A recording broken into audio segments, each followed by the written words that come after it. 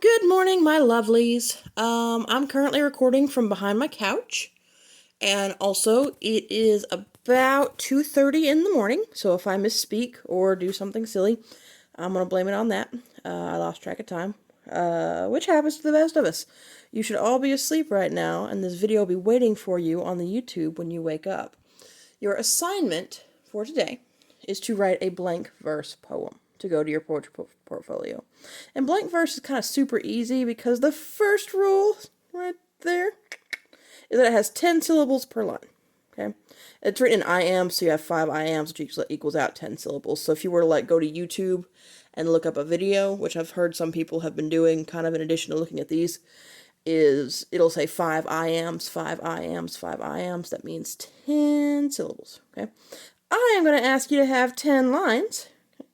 The easy part about it is there is no rhyme scheme. Now, the biggest mistake that I see people making on blank verse is they will try to make each sentence, grammatical sentence or each thought have 10 syllables. And that would not only be I think difficult, but repetitive. Okay? So you can enjam the lines, to use one of our terms. But here's an example up here at the top. Okay, it says 5 years have passed, 5 summers with the length, 10 syllables, of 5 long winters. And again I hear, 10 syllables, these waters rolling from their mountain springs, 10 syllables. 5 years have passed, 5 summers with the length of 5 long winters, and again I hear these waters rolling from their mountain springs.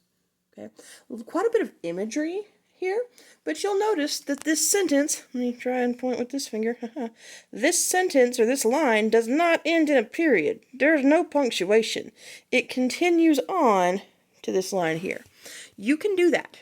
Okay? Just because it's 10 syllables per line does not mean you have to end your thought or your sentence. You can make it go on to the next line. That's the biggest mistake that I see people making, is they're trying so hard to get their sentence to be 10 syllables, and you don't have to. Okay? You can go over 10 lines on this as well. So let's say that you get to 10 lines and you're not done writing, or it's not a good place to end it. Just keep going. It's no big deal. Okay? The other thing I want to talk about is punctuation. So on a blank verse poem, if you were to have, say, a grammatical run-on, or maybe an overly liberal use of commas, the rules are kind of different for poetry, and that would be fine. So play with the punctuation, pay special attention to the syllable count.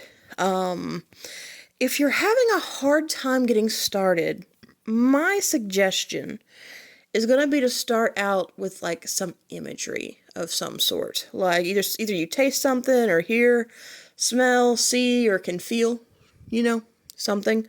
And I have just found that students, if you give them something to describe, and kind of get the ball rolling. Now, with the ballad, you had to tell a story.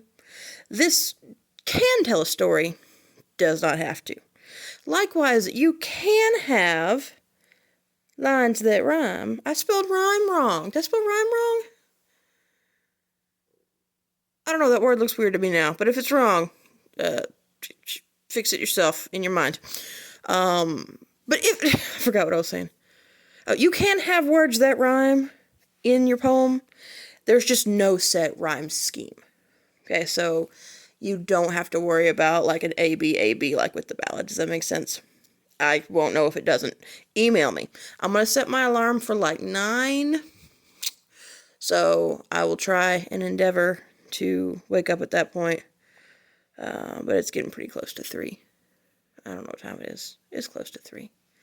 Anyway, you guys have an excellent Wednesday.